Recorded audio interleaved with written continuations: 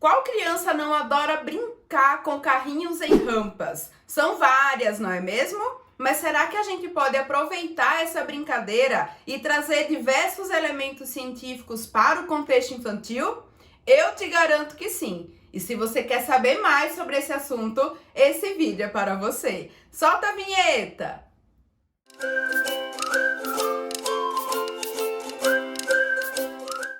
Eu sou Rosana Cavalcante, a professora que leva a física para o contexto infantil. E este é o primeiro de uma série de vídeos onde eu vou trazer a abordagem científica do movimento de carrinhos em rampas, que é uma brincadeira muito comum no contexto infantil. Porém, o nosso objetivo é trazer uma interpretação científica desse movimento e também trazer algumas possibilidades de ser abordado no contexto da educação infantil, do ensino fundamental, tanto nos anos iniciais como nos anos finais.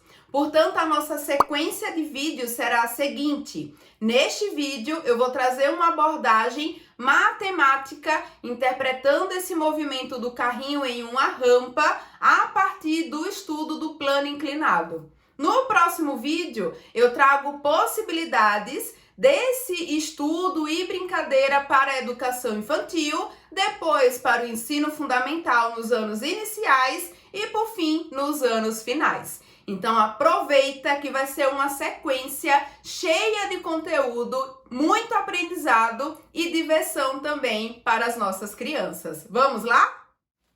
E agora nós vamos para a interpretação matemática do movimento dos carrinhos em rampas. E para isso vamos aproveitar do estudo do plano inclinado. Um plano inclinado nada mais é do que uma máquina simples. E no nosso cotidiano a gente pode perceber a utilização desse recurso em obras, por exemplo. Com certeza, se tem alguma obra próximo da sua casa, tem algum profissional utilizando do conceito de plano inclinado para levar lixo, entulhos, em um carrinho de mão para um certo container, né, um lugar próprio para depositar esses entulhos. Então, essas máquinas simples, o plano inclinado no caso, facilita a nossa vida no cotidiano.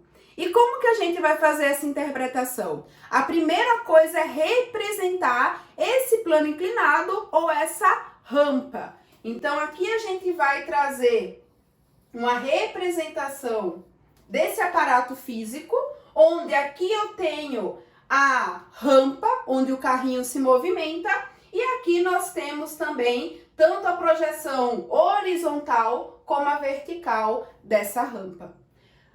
Conceitualmente, esse plano inclinado, a gente tem esse ângulo de inclinação sendo formado aqui entre a rampa e a nossa projeção horizontal.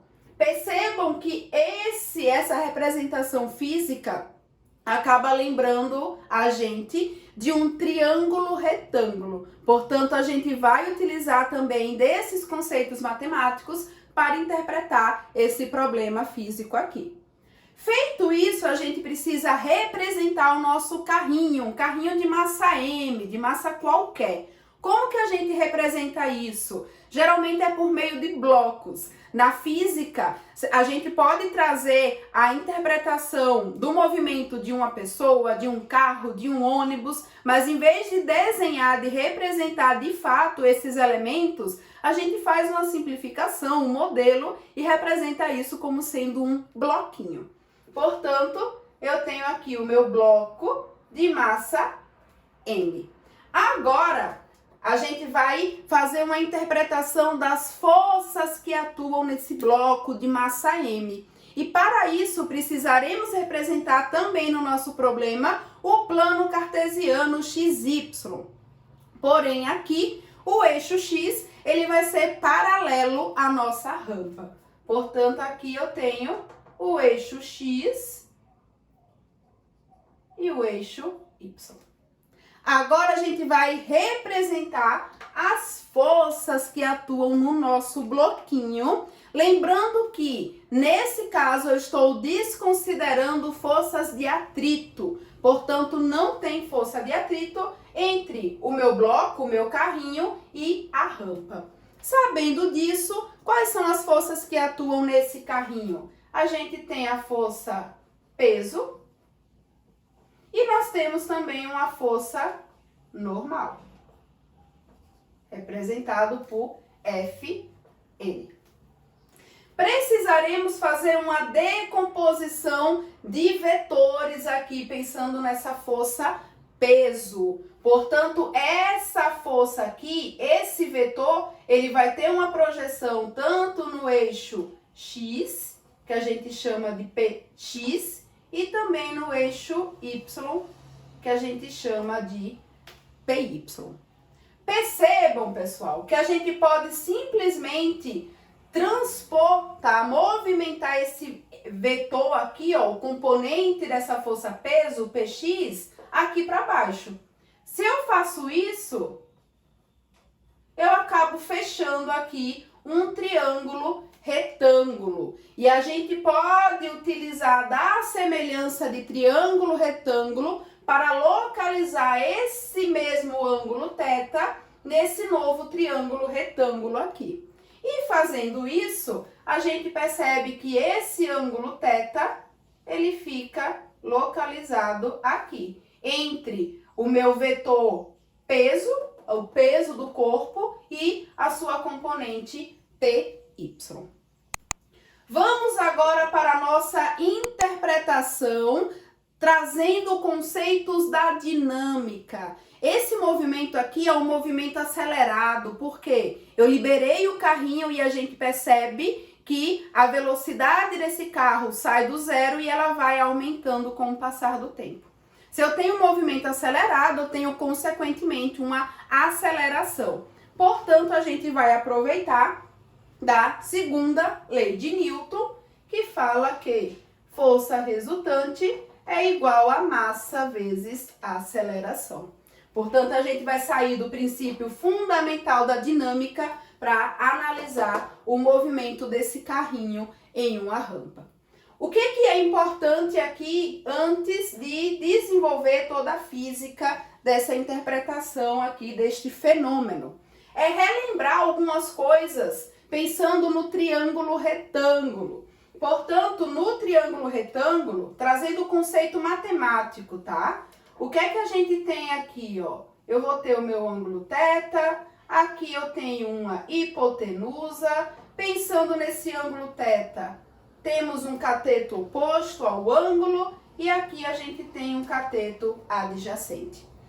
Para analisar esse fenômeno, eu preciso saber de algumas definições trigonométricas. Eu preciso saber o que é, por exemplo, o seno desse ângulo θ. O seno do nosso ângulo θ é o cateto oposto pela hipotenusa. E o cosseno do meu ângulo θ é o cateto adjacente pela minha hipotenusa. Eu vou aproveitar esse conhecimento para fazer a nossa interpretação física. Quando a gente pensa aqui na força resultante, é a força que causa esse movimento. Portanto, essa força aqui é o Px, tá? Percebam que como a gente não tem movimento no eixo y, o módulo da força normal é igual ao módulo do componente Py do nosso peso. Portanto, a única força que causa esse movimento no carrinho na rampa é Px. A força resultante aqui, no caso, vai ser Px. E isso daqui é igual a massa vezes a aceleração. Como que eu calculo Px? Faz uma interpretação aqui do Px. O Px, ele é o nosso cateto oposto ao ângulo θ, pensando nesse triângulo formado aqui a partir da decomposição desses vetores. Portanto, a gente vai utilizar essa relação aqui do seno para poder representar essa componente Px. Portanto, Px vai ser o quê? Px vai ser a nossa hipotenusa vezes o seno do ângulo θ. Mas quem que é hipotenusa fisicamente? É o módulo da força peso do nosso carrinho. Portanto, aqui a gente vai ter peso vezes o seno de θ, sendo igual a massa vezes a aceleração. Como que a gente calcula o módulo da força peso? Peso é massa vezes a aceleração, vezes o seno do ângulo θ, igual a massa vezes a aceleração, tá? Lembrando que aqui é a aceleração gravitacional. Percebam, pessoal, que aparece o termo aqui da massa do nosso carrinho nos dois lados da nossa equação. Portanto, a gente pode simplificar essas massas e o que é que a gente encontra como resultado? Que a aceleração do carrinho é igual a G seno de θ. Portanto, é daqui que a gente tira a interpretação de que a aceleração do carrinho vai depender do ângulo de inclinação da nossa rampa. Percebam que a gente faz toda uma interpretação matemática e que para o contexto infantil a gente pode trazer isso por meio de conceitos. E a análise, a complexidade desses conceitos, eles vão sendo trabalhados de acordo com cada etapa que a criança está. Seja na educação infantil, no ensino fundamental, dos anos iniciais e nos anos finais também. Portanto, aqui, ó, só para finalizar a nossa interpretação, a gente tira que a aceleração, ela é diretamente proporcional ao ângulo de inclinação da nossa rampa.